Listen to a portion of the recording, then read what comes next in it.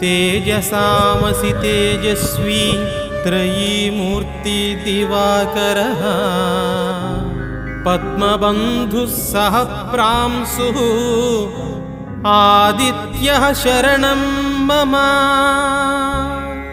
आदिदेव नमस्तुभ्यं प्रसीद मम भास्कर।